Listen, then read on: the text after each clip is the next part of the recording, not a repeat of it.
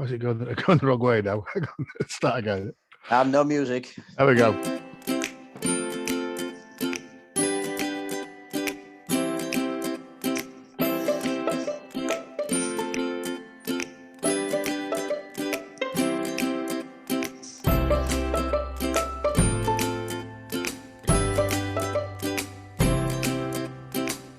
And the music must mean it's another episode of the Malt Travel podcast. So sorry, slight technicals, and I've already had to change computers once, and I'm getting a bit out of sync with all this. So we are here at episode 21. So good evening, gentlemen. How are we? Evening. All right. Evening. Bruce has been running around a little bit, looking after mother-in-law and wife, who aren't too good at the moment. So I think he's not got a drink at the moment. Nick's already cracked one. Well, I've been working. You've been working. So what are you on tonight? Are you drinking tonight, Nicholas? Oh, Minster. Yeah, obviously it's Massam now rather than Minster, as in York. But bottle of Minster, and then I've got a bottle of Walltop to keep me going. Oh, very good. Yeah. Well, I've had quite a big weekend, so I'm actually on the Go Ship 0.5 tonight. So, and again, the opinions guys were on AF this week. I didn't do too bad. It was a Stone Food and Drink Festival yesterday, but the weather was monsoonal, so I had to take shelter in the beer tent for most of the day, and got a very good deal with Jowls, which I'll talk about later. And I ended up getting 4 or 5 free pints off them, so that was very good. Bruce, have you got some bottles in tonight? I have loads of them. I'll have to go and get one in a minute. Nobody got last night briefly. So I've been housebound, Kennedy nurse, but we did go to the local pub last night. Went to Crystal Palace to support Humphrey after his attack by Joe Lycett on TV. Yeah, then I mentioned that. Then went to the volunteer arms. I did a large selection of beers on, but I had to part a Yankee because, of course, when we went to Roosters at Yankee. I think it was quite disappointing. I used to love Yankee, but very thin beer it was now. I must have, because we had Thornbridge Porter, and I should have that instead, really. Then we ended up back at the Fox, so I've been a quiet weekend here, beer-wise, I have to say. Yes. Anyway, it's good to have you in person, Bruce, and I'm not trying to chase you around pubs of York like last time we podcasted. So, which is good news, really, because episode 21 this week is Bruce's guide to the Isle of Wight and various other southern ports, we said. So if you remember, we were talking on episode 19, and our summer catch-up. Bruce and family had been off to the south coast. So he put a little podcast together, a little resume of the beers and places he'd been to. I've done the same for Jersey, so we will pick that up probably next time we podcast. I've also got a little trip to Macclesfield, which was, I'll talk about that in a minute, which was quite interesting. And then Nick, again, has had another 24 hours in London and actually visited Nick quite a few new pubs in London that we hadn't probably mentioned on previous podcasts. So I think we've got a good plan, probably take us to the end of November. So Bruce is going to pick us up in a minute on his little guide to the southern ports and the Isle of Wight. But as always, just to catch up on things that we've been doing. It's been a couple of weeks since we were last together, and a little bit of beer news. Quite a lot of beer news, actually. In fact, I think I'm going to split some of it over probably the next podcast as well, because it's been quite a busy time with lots of things going on, as well as fuel crisis, and apparently it's going to be bacon crisis next, isn't it? That's what's coming next. And pigs in blankets, all the Sunday papers talking about today, which is good. It has been cask ale week this week, so I've had a couple of casts this week, and again, I've just put on the screen here our friends at the Tom Pudding Micro Pub down there in Goole. They've had a great week. They've had some fantastic beers on this week. They tweet out their beer board, and it's a really quite a nice selection there. Some Thornbridge and Hambleton, which we all, and Abbeydale, which we all like. And Nick, you said you've been a couple of places that had a fair bit of cask on.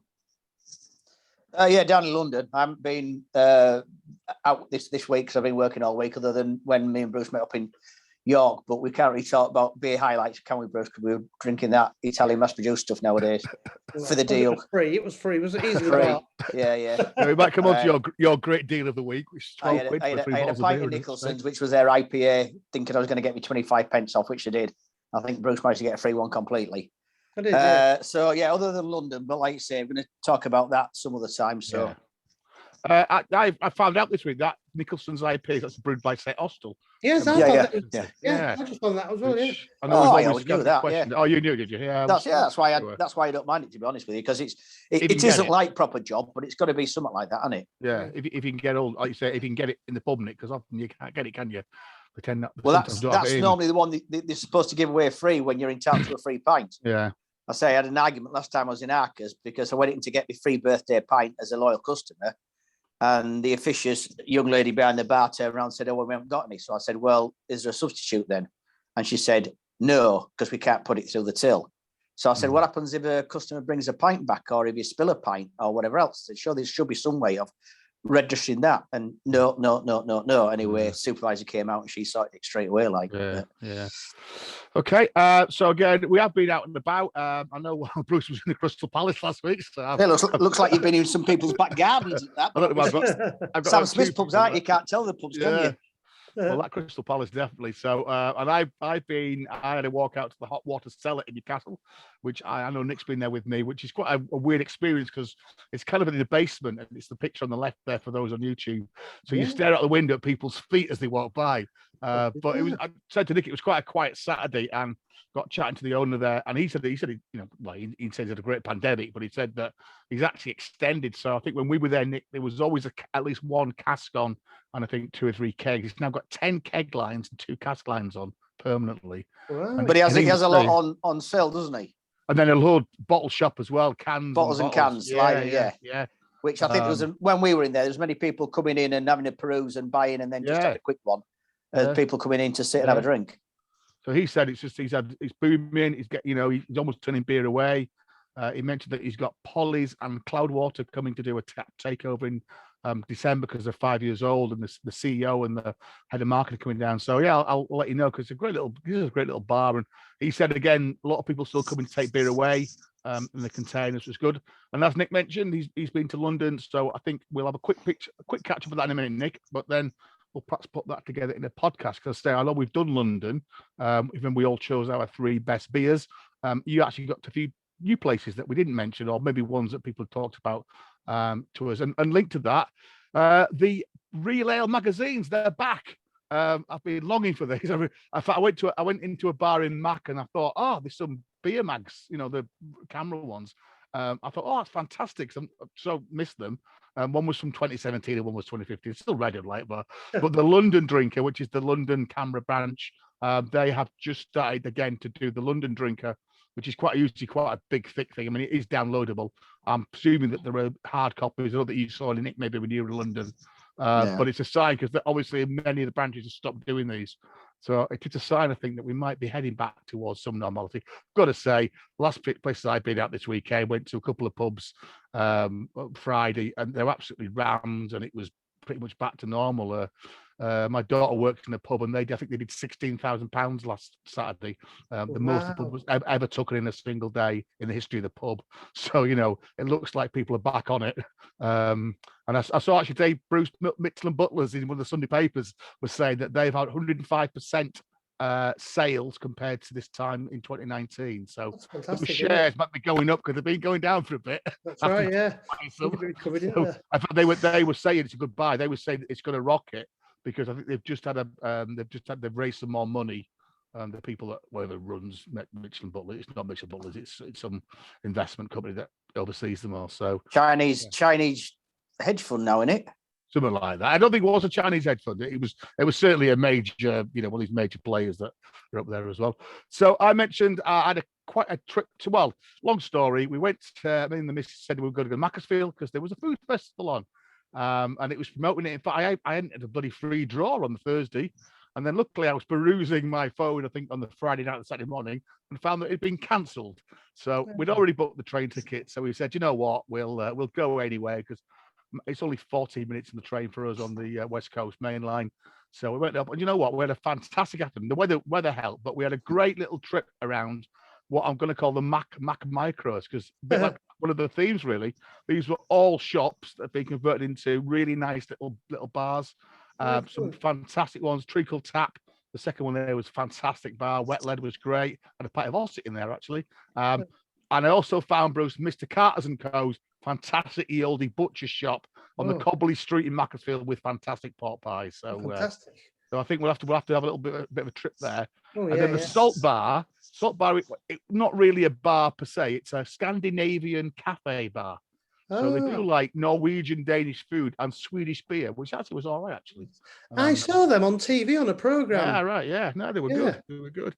Well, I know there's a Salt Brewery, isn't there? That's nothing to do with them. No, nothing to do with them. It's just the British lady who likes Scandinavian food. She was on TV not so long ago. Yeah, right. And talking to TV, of course, the hairy bikers, have been to Malton this week. They were in Malton, and they were drinking beers at soccer. Well, they were drinking beer now. I think they were drinking some Brass Castle. Had done a link with somebody else.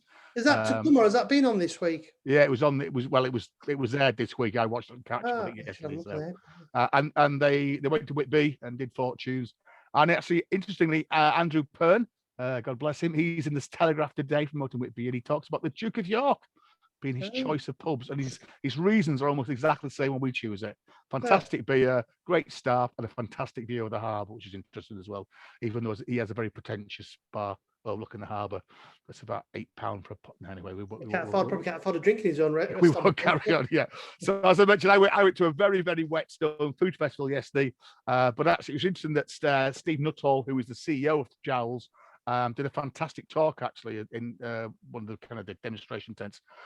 Jowls, after I think 40 years, are back in Stone, because Stone is where Jowls was based. Stone back in the 1800s was a bit like Burton. It was just a one town, beer was what they did in Stone.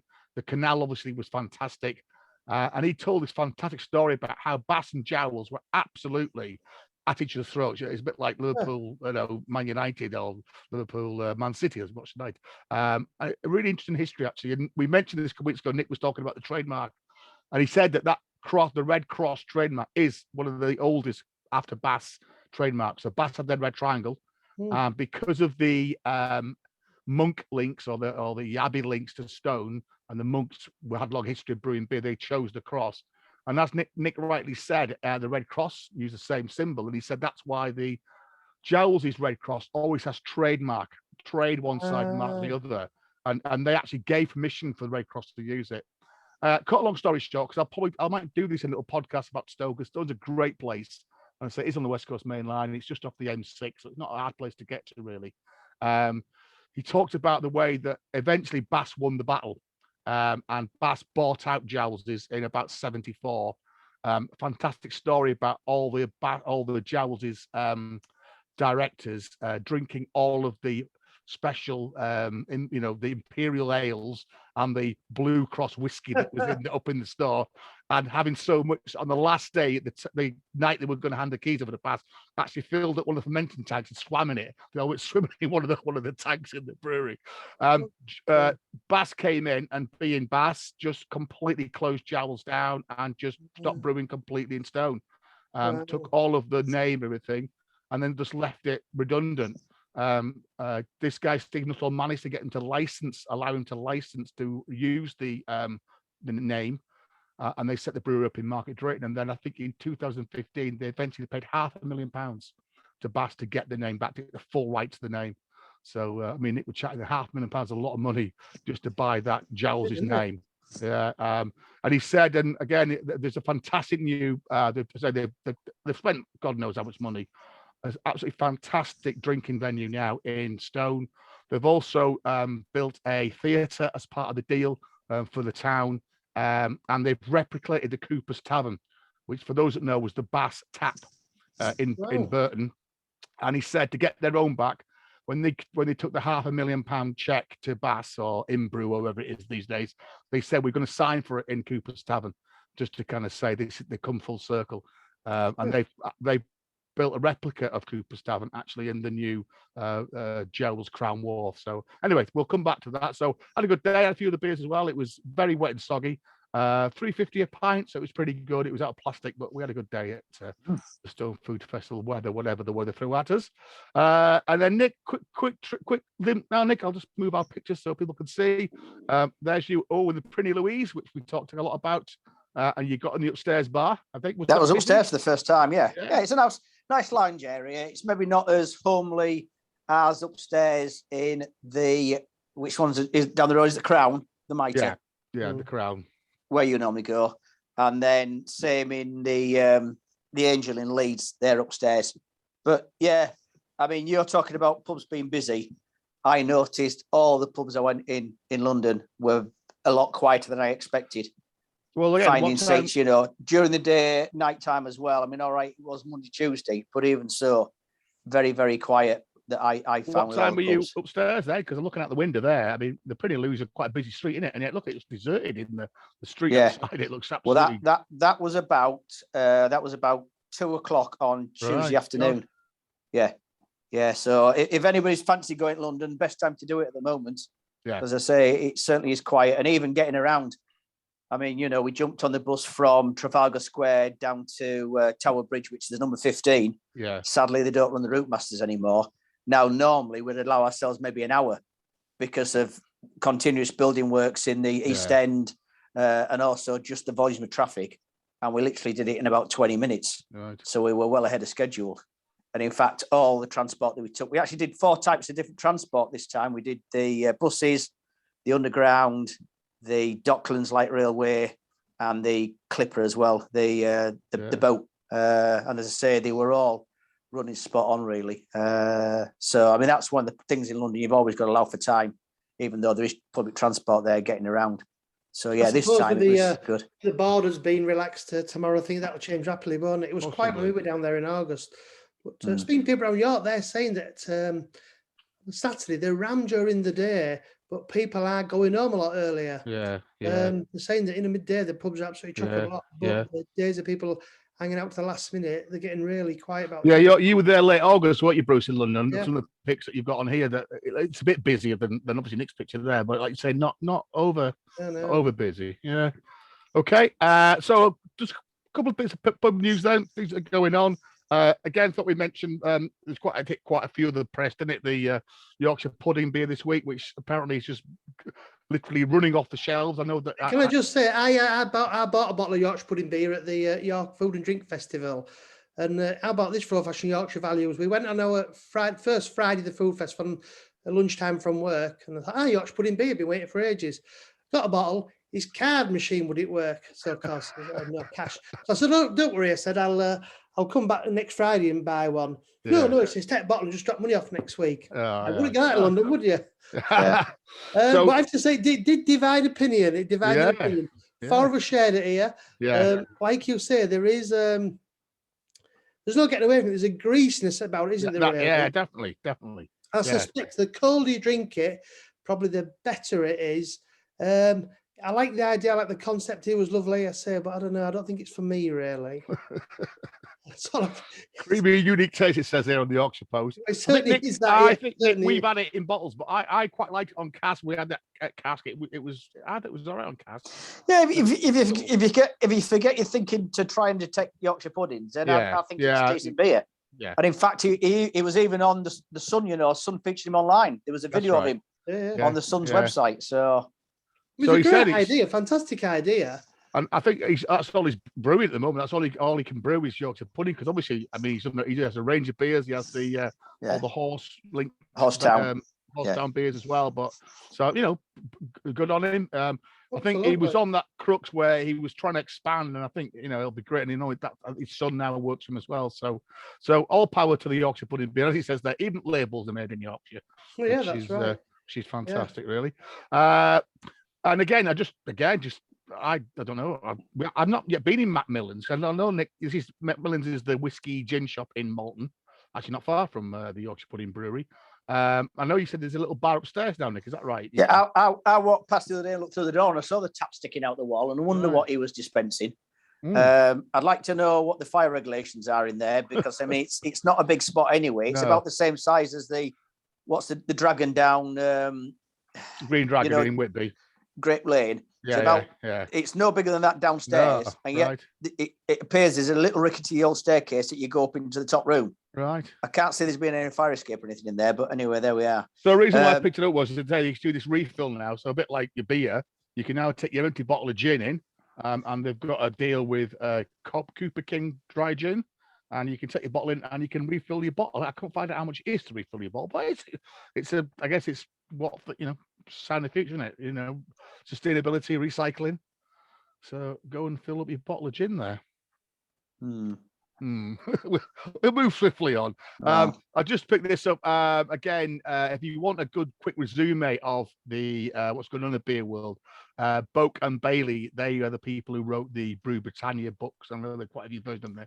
They do quite a nice little blog actually at the end of each week, and they just kind of collect together the kind of bits from the news, what people have written on their blogs as well. So I just thought there's a couple of things here that obviously with the budget coming up, about some of the things we've talked about, really. This was a report from the British Institute of Innkeeping. 76% of pubs now having to pay higher wages to attract and retain their staff. 2/3 of pubs are paying at least 10% more for the food that they buy in. A third of pubs are paying 10% more for the drinks that they buy in. Half are paying more for their utilities. 61% of pubs can't recruit enough staff. And 72% are running out of call lines in their offer. So just summarising really what we've said, really. And the point at the end there is that the British Beer and Pub Association, Recowell, their members say their cask sale is 40% down compared to this same time in 2019. So, as Bruce said there, you know, people might be going out in the day, but they're not staying and drinking all night. They're going home. We're back to that, you know, see what will happen, really. Heard quite a few pubs. I know, Bruce, you mentioned a couple in York that, you know, quite prestigious cited pubs in York are still shut. They haven't reopened. I think most towns, that's to say, there's quite a few pubs around us that just haven't reopened. So it's, after that last stat about the car lines, when we were down in down south there, especially down in Brighton, we're now planning to get lots of Harveys beer. I managed to get 1 pint in 5 days. Yeah. It was insane. That was a nickel supply. And they're saying the knock on now, like they're not just the fuel, but logistics and the lorries and things. Exactly, yeah. Might be even more of an issue. And I know you moaned about southern prices you pay. I don't know if you see this story the about tomahawk steak, yes. This Salt B bloke that this kind of receipt did the rounds, didn't it? So Salt B is this guy. He's on YouTube. He's one of these whatever he's I think is he Turkish or something? I think I thought he was actually, but he's not. He's Turkish. He does all the extravagant carving of the steak, and he's opened a new restaurant, Nuzet, in London. I think they said it's cheaper to actually fly to Turkey and eat in Turkey than the same thing here. But like Brucey says, the tomahawk steak at £600 a throw. But I think what most people looked at was things like Cokes, £9 for a Coke in this restaurant in Knightsbridge. Just bonkers, really, when you've got that kind of money. The total bill was £1,800 for basically quite obscene about that, isn't it? Salad and a steak. Absolutely, Bruce. You know, absolutely obscene. Bonkers. So, and for people to take a photograph of the receipt as well and like post it on social media to say, "Oh, look at me." Yeah, it was Gemma Collins, wasn't it? Enough said. Yeah. Yeah. Well, I didn't know it was. I just thought the receipt was being pushed through. So anyway, down to business. So this week we're going to mainly focus on Bruce's summer vacation. So a bit like thousands of us, millions of us, he had a bit of a staycation. So it took the family off for a little soiree around the Isle of Wight, which again I've been to the Isle of Wight. Nick, have you been to the Isle of Wight, Nick? No. Fancy it, because that was the first place that there was an internment camp beginning of the war, or one of the first places. All the Germans and Italians who were living in this country, they decided they were going to be a security threat. They shipped them off to the Isle of Wight. So you made a bit of a trip of it, Bruce, didn't you? Because you kind of went down. I think the first thing to say is actually, I mean, before we'd gone, of course, I'd spent days poring over the Good Beer Guide and quickly realised that Portsmouth in particular and Southsea, where we were staying, which really is just a 5-minute walk to Portsmouth, is one of the great drinking towns of the country. But obviously, sadly, we were there for 2 nights, and it was quite heartbreaking to see some of these places, not get into them in Portsmouth, I have to say. Great beautiful place. I mean, in a nutshell, the Isle of Wight's a great place. I think, I know you were in Jersey this year. There are definite parallels to be drawn with Jersey. I think it's probably a more affordable Jersey. Paradoxically, probably harder to get as many people. There's no airport, of course. But yeah, I liked the Isle of Wight. I mean, compared to being in Cornwall the previous year, there weren't vast amounts of people. Prices had it been hiked for the tourists. Things like Military Road, the scenery is fantastic, and it is a proper working island as well. Really, I say Portsmouth was great. Brighton, I thought fantastic. If you're into drinking, independent shops, coffee, Brighton there. I think nowhere in the country, I think, is more like being abroad than in Brighton that I've ever been to, really. In terms of the nightlife and so much going on, it was bonkers. end up in London. So yes, I say whilst we've done this, I did come back and really rue. I think I just thought we could have gone in 4 days and had 4 fantastic days in those places. We could have whizzed around the Isle of Wight, say South Sea alone. If you look at the Good Beer Guide, pages of entries, and you could see all these fantastic terrace pubs, a great drink culture there. So yes, so where we starting? I'll tell you what, next trip though we are going to do. I'm trying to talk Nick to come along. I've because now Nick's joining in. I've stumbled across the Guinness Guru on YouTube. Have you seen him? No, enlighten us. On YouTube, he's a lad who just literally just goes around Ireland drinking Guinness. Right. But I have to say, I've found it absolutely valuable because we've been promised to go ourselves for a day trip soon, and Ryanair have introduced their late night flight back to Dublin to Leeds now. In fact, trying to tell Nick we could have gone for £28 return, but somebody wants to come with us had a bit of an health scare. So we are aiming to go, but yeah, there's 3 pubs in particular on there: Bo's, John Keogh's, and the Grave Diggers. Right. I've been John Keogh's. Just watching it desperately makes you want to go and try that beer. Well, that we are going to do that soon. Nick refused to fly on Ryanair, so we're going to do an Aer Lingus flight. My nephew bought a ticket. He's obviously when England played San Marino, when they played San Marino, he got £8 Ryanair, £8 to whatever they fly. I think they're flying to Venice. Isn't it? Bonkers, isn't it? Like, £8 not so bad when the flight doesn't go and he refuses to give you your money back. So I suppose you're £8 out of pocket. And it was £10 for the small suitcase, but it's not bad. Another £15 to use the toilet. Another 10 if you want to sit down. No, so you've mentioned £5 for hiring a seatbelt. You kicked off. Do you have 2 nights in Portsmouth? No, we started off. We had an epic journey from our house in Holgate in York. In that single day, we went on a taxi, a train, a tube, a train, a bus, a hovercraft, and finally another bus before we got to the hotel. What about the air balloon, Bruce? So you went straight to you went straight to the Isle of Wight then. So the first straight to the Isle of Wight. It was if you're a public transport geek, it was a dream day. I can tell you.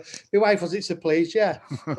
So Isle of Wight was a great place. And the Isle of Wight is quite like you say, it's quite a big beer mecca. They've got their own little beer trail. They've got a beer buzz, haven't they? In the Isle of Wight takes around all the pubs.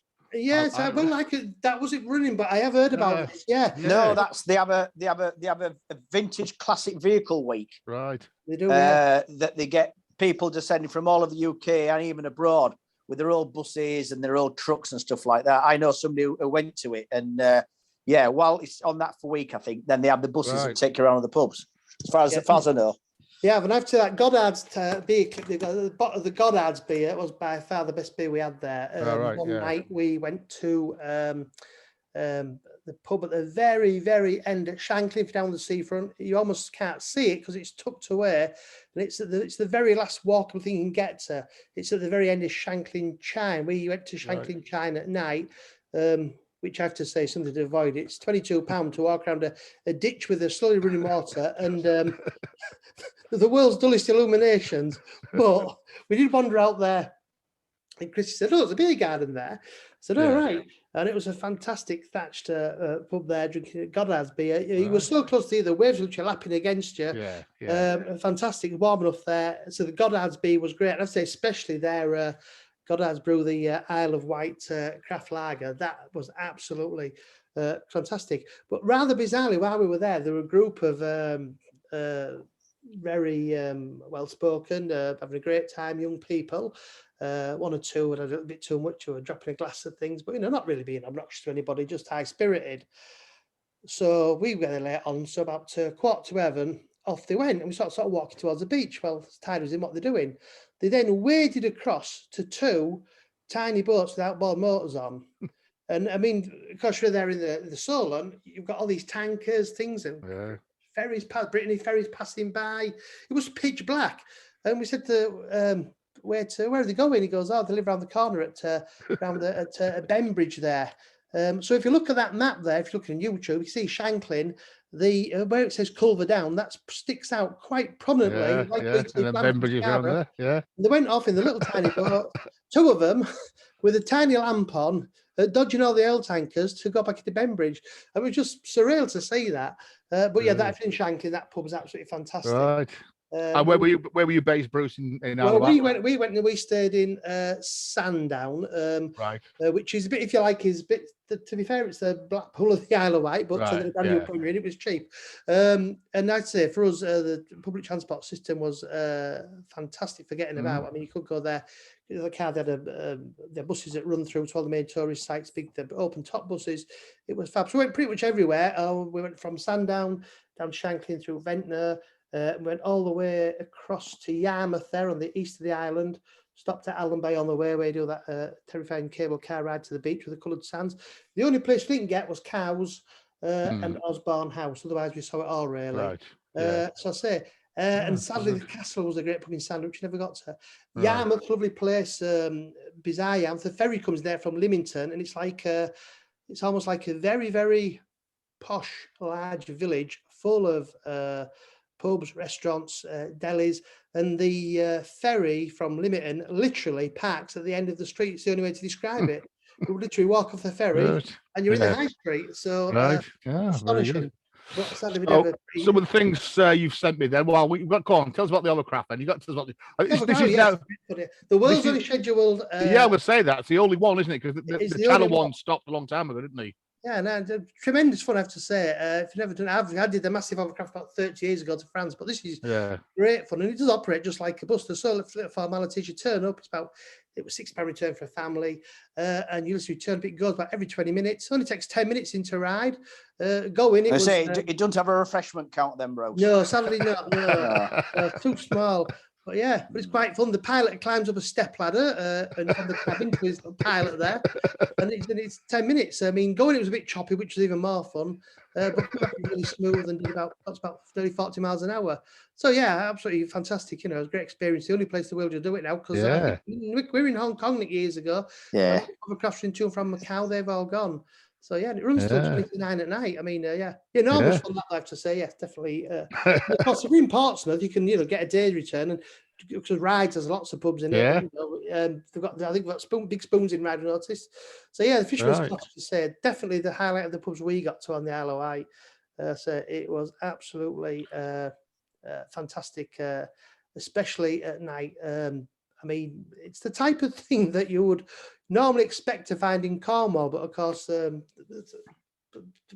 not as many in Cornwall as you think, is there? These pubs on the beach. You know, if you could pick it up, put it there. So it was quite fantastic, yeah. And what were they still? Because there is actually, I think, there's 4 breweries on Isle of Wight, and you mentioned Goddard's. There's Island Brewery.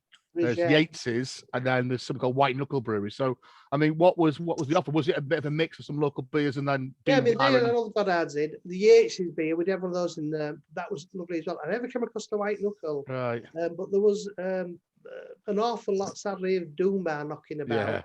A surprising amount of the very kept tailors. I mean, a lot of these big institutions, and I say, I think.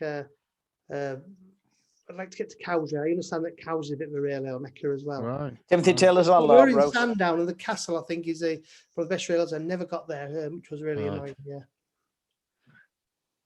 And how much were you paying? Yeah, was it too out of the way, Nick? Say you don't fancy look at that one. No, we were both sat in a pub. I think I was in Stone at this point, and Bruce was in Yarmouth at the Bugle Coaching, which looks a nice pub, Bruce. A lot of the pubs, and this is the funny thing, Alan, a lot of the pubs have kept the exteriors intact, but the interiors have been made a lot larger and ultimately quite disappointing, I have to say. We found that on a few occasions, but this truly was bloody dismal. Yeah. And so for those who are not on YouTube, Bruce had a I don't know, I gave you a fatal mistake, Bruce. A Yorkshire, it was a Yorkshire beer in the Isle of Wight. So you had a Timothy Taylor's Bolt Maker, and that looks like he's probably been passed by somebody into that glass. Oh, gosh, it was. I tell you what, Bruce, you can tell it's not Sam Smith's pump. Humphrey wouldn't have been happy with that measure, would he? Right? The only thing you said is you got an absolute full pint. I'm going to say you've definitely got a pint there, but there's not even a head round the edge of the glass, is there? So definitely no sparkle on that bloody pump. I tell you that much, yeah. But then that's what you get down south, isn't it? Let's be honest, that's what you get. That's they like their beer. They don't like it as full as tight, cream of sparkling weedies. So no, that looked a bit desperate. And I think this is what I did to make Bruce envious. I sent him my beers, which was again I succumbed slightly. I was walking down the canal, and halfway to Stone is Neil Morrissey's pub, the Plume of Feathers. I skipped the Neil Morrissey beer. I had a pint of Bath just for old time's sake, and actually the beer on the right is in the Swan in Stone, and that was very nice. And I just put there that was the cask offer in the Swan that day, which again was late August. Just fun. That's a fantastic pub. Don't know. I think Nick, you might be with me. Is he still on the go, thinking he can run pubs? Yeah. I think he's only got one now. He's only got the one at Baldon. He bought one up here, didn't he, Bruce? Martin and Grafton. Martin come Grafton. Yeah. Yeah. I mean, to be honest, the pub was all right. Then they got into making the beer. Yeah. Made out his big success, but it wasn't. I think it gets brewed by somebody. It's not bad. I've got to say, the pub normally has quite a good range of beers on. It's right. It's got a nice little seat there by the canal. I probably wouldn't go there with first choice, but it's not bad. And I say, well, if you're in that neck of the woods, go to the Swan. The Swan in Stone is fantastic. I said that on that day they had 1, 2, 3, what's that? 8 different really good cask beers. Quite a nice mix there. Abbeydale, Ludlow, Thornbridge, and then some Oakham, and then some more local beers as well. So yeah, we were swapping heads on the WhatsApp that day on our beers. So let me go back then, Bruce, because again, as you've always sent me these the wrong way around. So there's a couple here in Portsmouth.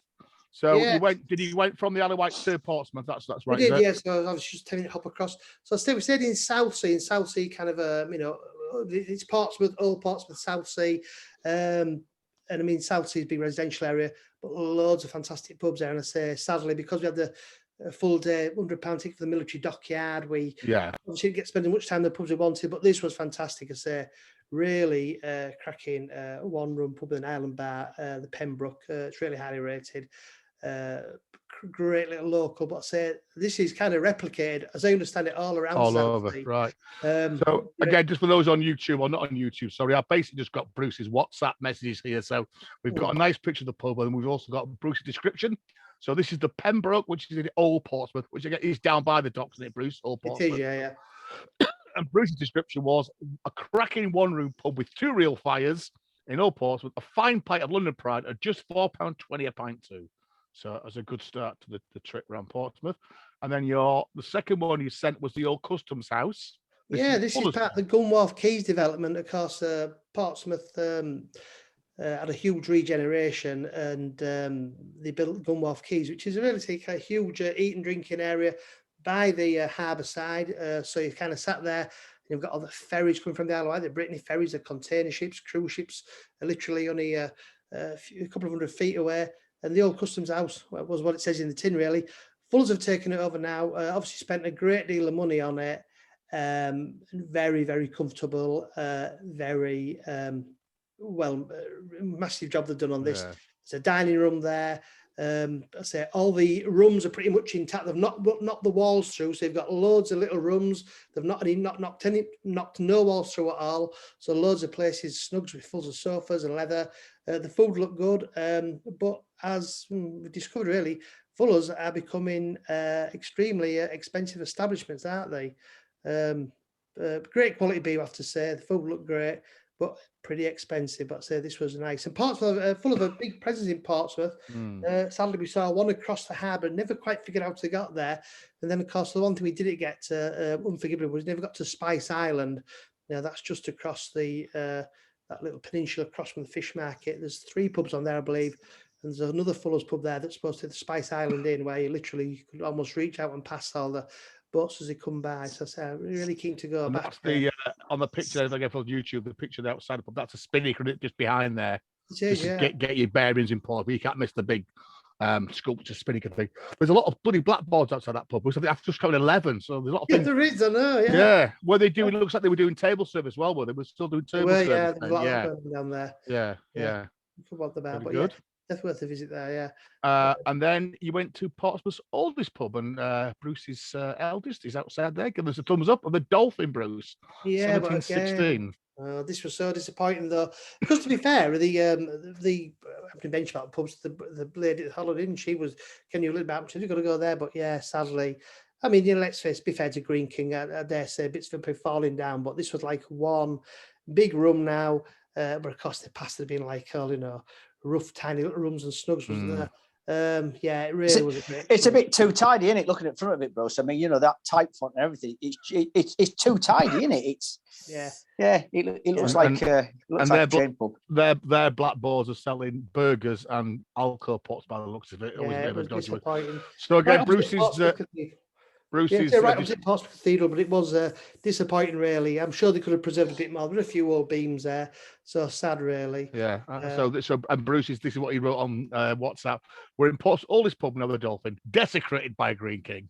Terrible. Only one real ale on Urban Islam. Urban Islam. Urban Island. Yeah. All right, Islam. God knows what. I don't think they're brewing it. Who knows? Should have stayed in the Pembroke. Yes, we'll have to do a South Coast Island special. So, and then you were planning that. I think you must have had the good beer guide with you because you were talking about going on to Brighton next, right. And you were going to take up the cricketers, the Brighton Beer House, and take a trip to Britain's biggest beer garden on Hastings Pier. So, just to clarify, that was Urban Island Golden Ale. Island, not Urban Islam. So you said I think you said, Bruce, you're really impressed with Brighton. Great place, great vibe, you said already. And again, something I've never actually been, so it's definitely on my list. And loads of beer down there by the sounds of it. Oh yeah, I mean, if you're like us, when you're listening to watching this, and obviously we're on to beer, food, independent shops, and this is just a haven for it. It's a surprisingly big place, Brighton, the 19th biggest place in the country.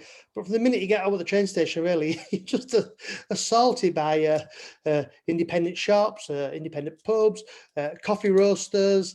I mean, it is amazing. Fantastic place like that. When you get down to Bond Street, Kensington Gardens, again, it's almost Camden Market.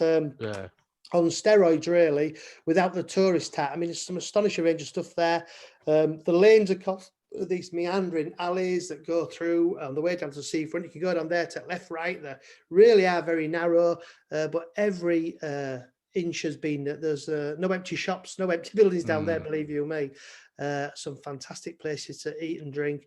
And the cricketers, the Brighton's oldest pub, that takes sort of pride of place in the centre of the lanes.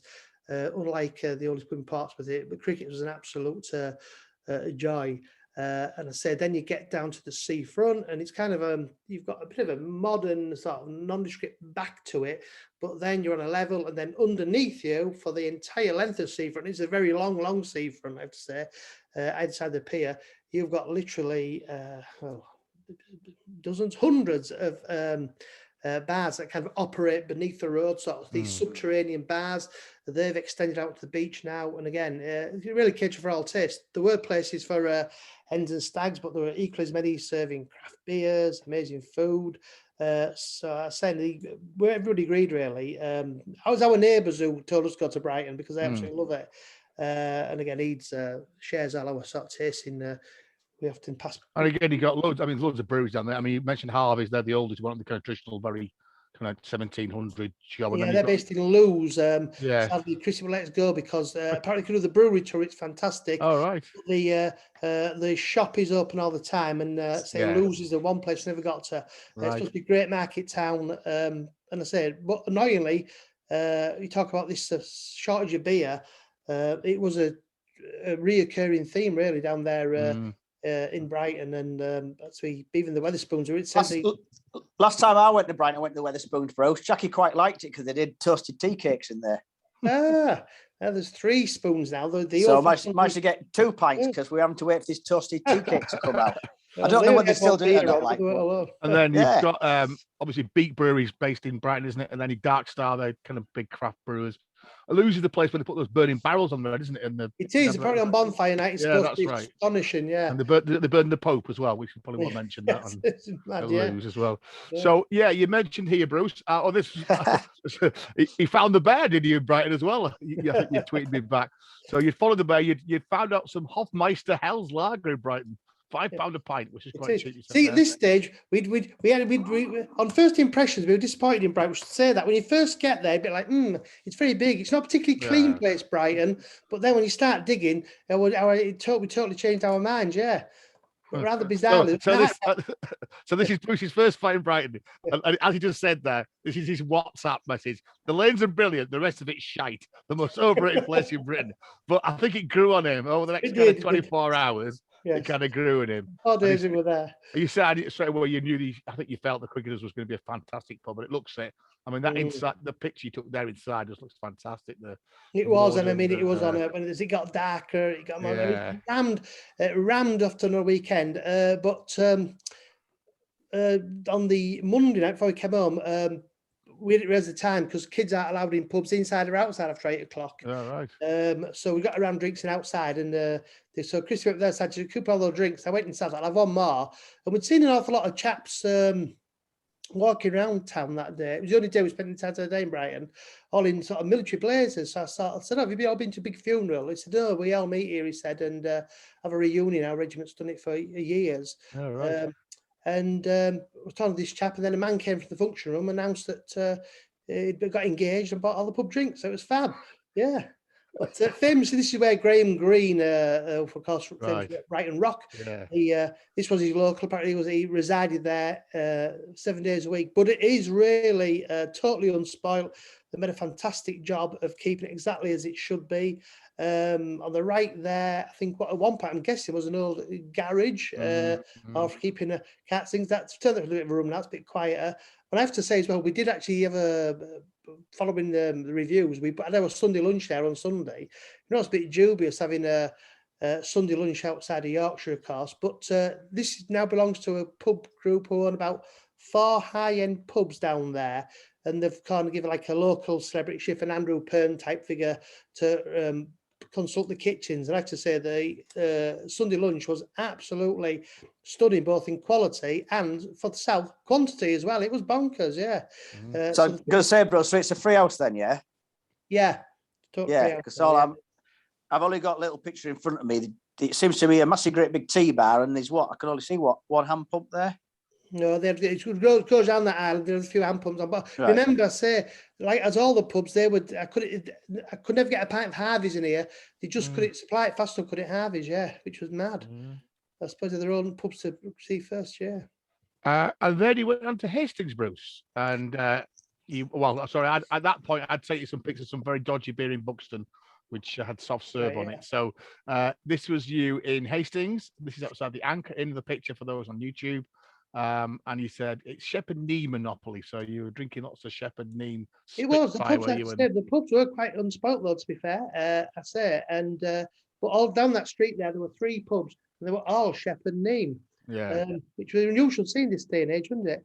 And of course, normally up here in Yorkshire, the time we drink Shepherd Neame, because they provide a lot of beers to Lidl, don't they? So yeah, quite nice. Are they Kent based out of Shepherd Neame? Is that right? Yes, I thought they were Kent based, weren't they? One of the oldest brewers in the country. Yeah, there are class beers on here, though. Yeah, we talked about their Spitfire campaign, didn't we? Yeah. Podcasts back. Yeah, Shepherd Neame Spitfire is probably the most famous one, but they do one called Golden Hop, don't they, as well? And obviously they have quite a few pubs in London, but I think they are in Kent. I think they've still got their own hop fields as well, which obviously English hops are making a resurgence as well. But yeah, I think they are one of the oldest operating breweries in the country. Because of course, by the time you get Hastings, you're not too far from Kent, are you? So the sort of incursion across the border there, and they certainly have done it. So yeah, Hastings was funny actually. For me, big parallels with there were some parallels with Whitby, but Whitby seems to get all the plawn bits, and there seems to be some like untapped potential in Hastings. You've got these vast buildings where they kept all the fishermen's, kept all the nets and things, and 1 or 2 have been developed now. I know it's 1 or 2 little coffee roasteries, but you thought, crikey, if you develop those, there could be some real foodie scene. And obviously we've got one of the old cable cars up to the cliff. They've got like nature park. It's pretty unspoilt, stunning views from there. We also went to Britain's biggest beer garden, which temporarily Britain's biggest beer garden, because the big pier they turned into a vast beer garden. They were having trouble keeping that stocked around. Did they send you any pictures? Let me just have a look now. Just Shepherd Neame, by the way. Faversham is where they're based in Kent. And like you're writing it there, well, they claim to be Britain's oldest brewery. 1698 is the official founding date, although they claim that actually goes back before that as well. So no, I think you did send me some pictures then, Bruce. You were back to the big smoke in London. So I think I know you said you were. We did pop into Eastbourne for a day. I was disappointed with Eastbourne, I have to say. Could it? That was a cabbage and weed on it, Bruce. Yeah, it's only there for two. It's all old people there. Could have found well, yeah. Just going to Eastbourne for a week. Did bob into the Wetherspoons to tick it off the list from across the station. God, I mean, I have to say, with a fantastic Wetherspoons experience in London, but the one in Eastbourne, God Almighty, that was. It smells of cabbage and whey. So if you were, it sounds like Brighton would be your pick of choice, or Portsmouth. If you're going back down there, would you? Yeah, Brighton. I mean, I think we could quite happily spend, and because it's so well located, we never got to Hope, we never got to Worthing, so we got to Hastings Eastbourne. Went to the Seven Sisters Country Park. Which was fantastic, great. And because the Green Party being there as well, the public transport is insane. Don't worry about drink driving. You can get buses absolutely everywhere. And the shuttle across to Hastings Eastbourne, stop at the Seven Sisters, pull up there. It's like a good hour's walk. See that infamous view with the cottages all dwarfed by the cliffs. And getting about was fantastic, yeah.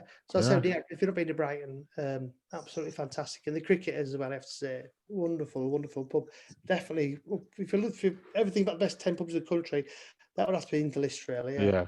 And then you were back up north, you came back via London and had a night in there, a couple of nights in London. We stayed at the Angel this time. Never been to the Angel before, so I was great in Jeremy Corbyn land, yeah. But again, we had so much on our plate. We didn't get to visit. I wanted to plan to visit the Princess Louise, and we didn't get to do that really. So we didn't get to Chandos. We went to the Lyceum. You found the red line, didn't you? You found the red line in exactly pertinent to us. When me and Michael and Nick were on a trip to London. I think we were 17, weren't we? So this is 21, 30, or 35. No, I wasn't with you. I go to the other Red Lion in not Fitzrovia, behind Fortners and Masons. Well, this is another Fuller's, but it's tiny. Is that one? Yeah, I read. I want to go. I couldn't find it. I was went to Fortners and Masons. I couldn't find the pub. Ended up going to that tiny Green King pub as well. It was really annoying that because I was speaking to Michael, say, "Where is it? Where is it?" Duke of York Street. Just think Yorkshire. Yeah, Duke of York. Yeah. Couldn't find it. It was so annoying. But say the kind of spent money in Fortnum Mason could well done with that was well really. So yeah, the Red Lions had one of the famous pubs along with the St Stephen's Tavern. These are the two pubs where the MPs famously go if they want to get out of the House of Commons. They go to the Red Lion or the St Stephen's Tavern. Each of them have division bells in, so when it's time to go and vote, they have division bells. And they spent a little bit of money on the Red Lion. I think when we went to it, Michael, it was a Watney's pub, wasn't it? It was, yeah. It was Tetley Walker pub, wasn't it? Now, let's say now it belongs to Mitchell Butler, I believe. Right. And I said they spent a bit of money on it. Sympathetic, nice inside, but it so it was good to go back after all those years. The first ever pint I didn't, first ever drink all those years ago. So yeah, because it's the first time I've been and seen it open in a couple of years. Right. Yeah, and then you went past. So you went to the Chandos, which is one of the many Sam Smith pubs. We did. It was busy, but it turned out lots of those. This was the day of the Extinction Rebellion demonstration. Right. So there were the staff were on busy trying to stop all the Extinction Rebellion people using the loo out buying a drink. Mr. Smith would have been proud of him. Yeah. And obviously, this is very close to the Hart, which I mentioned in my London choice, which is on Chandos Street, which is almost opposite. And the Hart was. Yeah, it was rammed in the Hart. It was. Yeah. I did see they had a big cask week thing this week. I was going to use my pictures, but like you say, it's now talking about pubs you can't find. I went looking for the Hart, Mike, and I couldn't find it. Oh well, look for the Chandos and look across the road. Well, I did. I went both ways, but I couldn't find it. And then Bruce, you took the plunge and you went to some craft beer spot, the Camden Town Brewery, of course. And I've lost, which again is a little bit controversial, isn't it? Because they've sold their soul, haven't they, to InBev, yeah, one of those kind of craft beers, actually owned by one of them. Well, you know how I like my different glasses and my Brewery. They've got to have some of the worst glasses. They're like plant pots.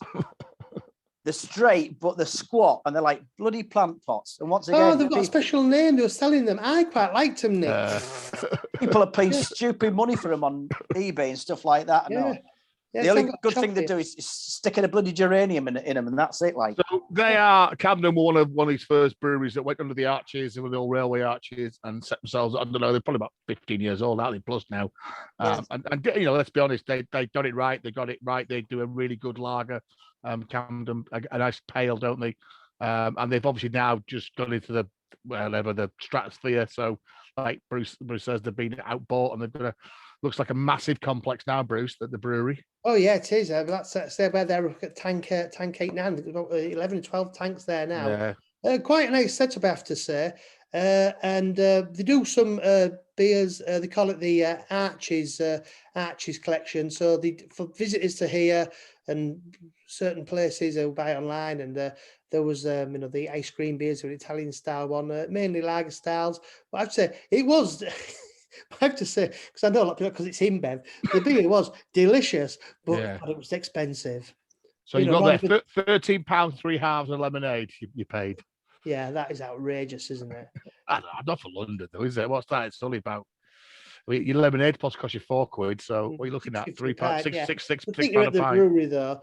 It was delicious, and I wish it a bit longer because they had said they've done some of the flights. So yeah, it was free to get in. I think it was at 2D. I say right there underneath the London Overground station, 10 minutes walk from Camden Market. So yeah. But yeah, no, it was quite worth it. And again, that's another place that's got loads of bars, as it's springing up, micro bars and booze as well. Just an insane place now, Camden Market. I mean, there's nowhere else. It can't grow any bigger like now, really. Yeah. And I say you just wouldn't know where to start, would you? It's just I mean, obviously London's quiet, but again, that was by far the busiest place we went. I said, Thursday, it won't be too bad on a Thursday. It was ram-packed. And you go down these, they're so narrow, the carriageways, the passageways, aren't they? And you've got all the people trying to give you chicken to try and stick you in there with the cocktail sticks.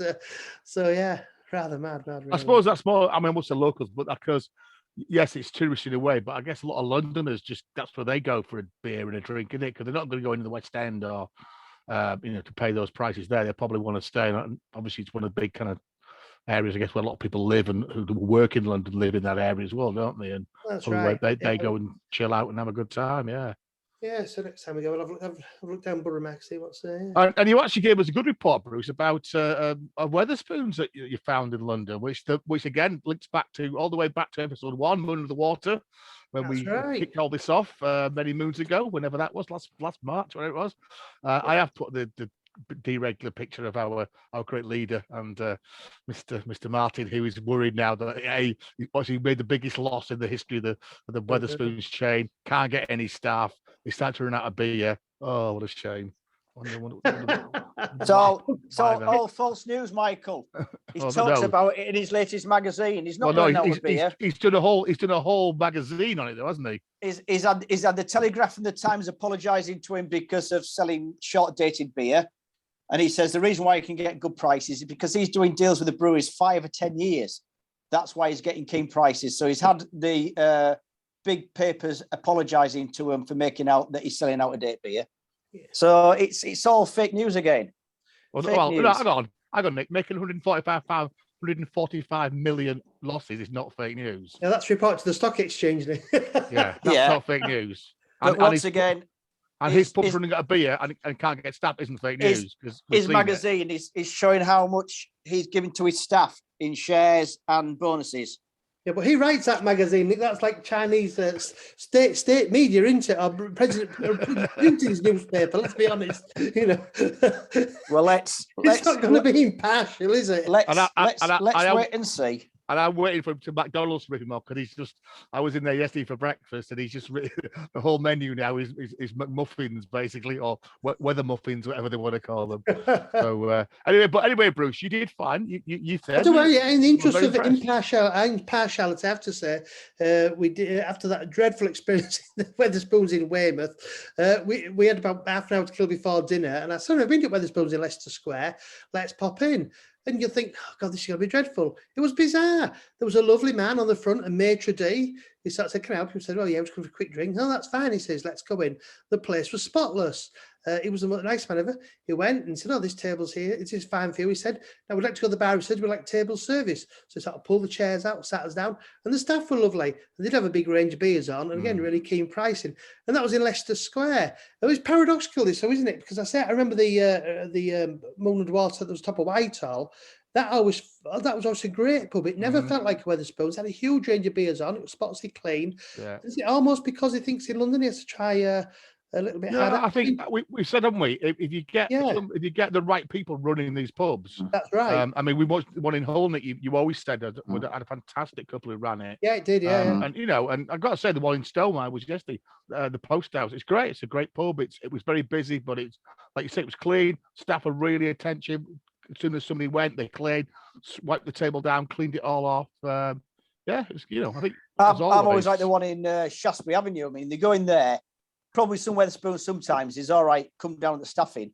You get a lot of staff doing very little and walking at one pace. You go in the Shaftesbury Avenue, the staff behind the bar are full pelt all the time, no matter what time you go in. They're keen to get people served, clearing tables, stuff like that. Once again, which is a different mentality in London, what I don't know. But I say that's when I normally go in, and that's always fairly quiet as well, really. The funny thing with the spoons, it's almost a business that it's not evolving anyway, is it? It's standing still. I mean, we've got 2 kids now, really, and unless they're having a curry, there's literally nothing in there. These are bloody. It makes them sound terrible, like spoiled brats. But, they're 16 and 13, and they're like, "Oh no, we don't want to eat there. They don't want to eat there." And you think this kids feeling like that? He maybe needs to think about his food offering. I think, and I think a lot of it, Nick, is the basics. Undoubtedly, I say we've seen people where they're stacked up with filthy plates and dirty. If they kept right, and I also think I noticed now is a lot of some of the pubs are getting this new furniture in, the big, wider, higher tables with the stools. It's lighter wood. It improves them massively. A lot of that old dark furniture, it's scattered about. It's ramshackle. It's looking dirty, or elderly.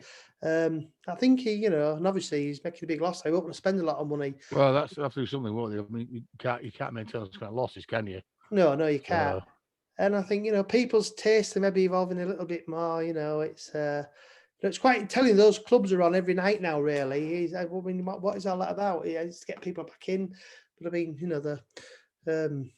so it's hard, really. We shall see. Right. And I think, again, I know, Bruce, I think you picked this book up while you seen it. There's a newish book out by David Knight and Christine Montetero about the cultural and social history of London pubs. You haven't bought it, have you, Michael? No, not yet. No, Bruce. Well, don't buy it. All right, okay.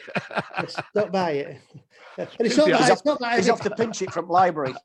It's not that I haven't read it. It's has it arrived yet? No, not yet. No. It's your birthday present, but it hasn't. It was long time. Yeah, no, fantastic. Really good, yeah. Yeah, no, I look forward to that. And I'd say there are quite a lot of really good books coming out at the moment about beer. I think a lot of beer writers and people have been spending their lockdown writing new books. So, did you get that one I sent you?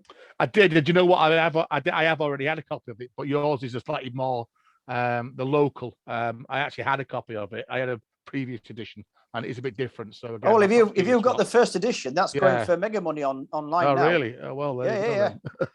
Yeah, good stuff. And I've actually found one for you, Pear, for Christmas, which I won't tell you about yet, but it's quite a good one. Have you made your beer bread yet? No, not yet. The beer bread is still in the cupboard, and I'm slowly. How much recipe are you using? No, Nick bought me some like ready-made. I don't know what they are, Nick. Well, the ingredients is all there. It's the flour and stuff. You just put your beer into it. Just put your beer into it. So there's 3 different flavors. There's the traditional, the original. I think it goes back to South Africa, isn't it? Yeah. I think that company. That bread. Yeah. There's a 4 cheese one, and there's cookies. Yeah, well, like that. Chocolate chip cookies.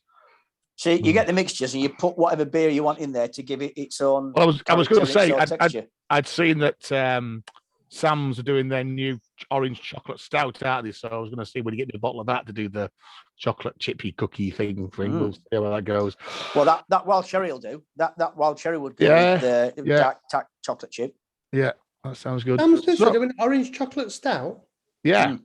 In fact, I've got a picture of it. I was going to put in the podcast week. I'll put it in next week. Yeah, I was amazed by it because again, it's one of those kind of things they do under the radar, don't they, Sam? They actually got you could probably call them craft beers. The fruit beers, everybody raves about their fruit beers. Oh yeah.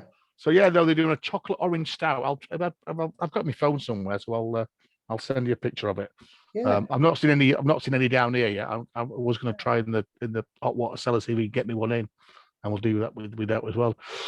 Okay, so that's been a whistle-stop tour then around the South Coast, Bruce. That's good, lovely to hear that, and some ideas there about people going down there. Like you say, you've really just scratched the surface, really, haven't you? And something like Portsmouth and Brighton, just a little bit. So to keep the theme going, the next time we meet, I'm going to pick up my trip to Jersey.